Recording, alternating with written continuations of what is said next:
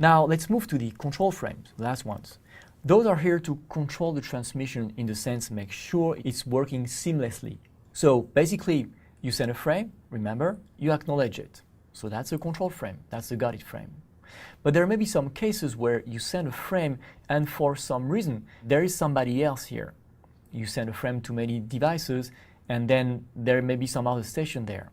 So a few things come into play here. Every single unicast frame is acknowledged. So you'll see that frame after every single unicast frame.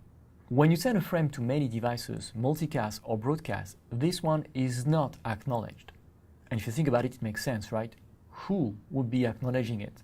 If you send a broadcast to everybody, and if you have to wait only one SIFS before sending the acknowledgement, well, everybody is going to reply with an acknowledgement at the same time, and that's going to be a major collision.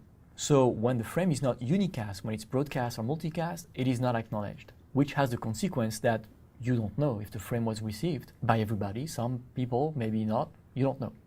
But that's the consequence of not using unicast. So that's the acknowledgement. The other type of control frame is what we call the RTS-CTS. What happens is that when you have more than one station and they are a bit far away from each other, but both in range of the access point, what can happen is that they may be sending at the same time and they would be colliding at the access point level. That happens in large cells in particular, where the stations may be on different sides of the access point, too far away to hear each other, but still in range of the AP, and they may be sending at the same time because they believe the air is free. So to avoid that system, you can switch when that happens to an RTS-CTS system, where you repeat your frame saying, I would like to send a frame. And of course that frame may not, that request may not be heard by the other station, but when you do so, the other side, the access point in that case, is going to respond, and responding with a clear to send. Okay, you can send your frame. And because the other station is in range of the access point, it's going to hear that CTS. So it's going to say, didn't hear any RTS, but somebody is about to send, and the AP is saying okay for that, so I need to be quiet for a while until the transmission is complete. And when the AP is going to send the acknowledgements, the other station is going to hear that as well and will understand that the communication is complete. So you see, both acknowledgements and RTS-CTS are here to help the communication be smooth, avoid collisions that do not need to happen, and make sure that the communication went okay. They have a funny structure though, if you look at the frames, because their header is different from the ones we've seen so far, in that they don't have all these three MAC addresses.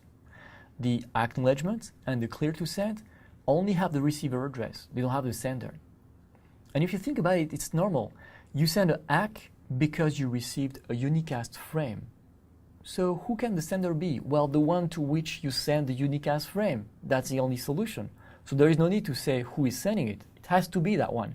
And because the receiver address is you know who you send that frame to, so it's obvious. And the same goes for the CTS. Who can be sending the CTS? Well, the one to whom you send the RTS, who else? So it's also so obvious that there is no need to mention that, especially for frames that, if you think about it, are not useful. They're just wasting air time just to make sure that communication can occur, but they don't have any value in themselves. So they have to be as short as possible so that these frames that are necessary don't take too much time over what is really useful, which is data transmission.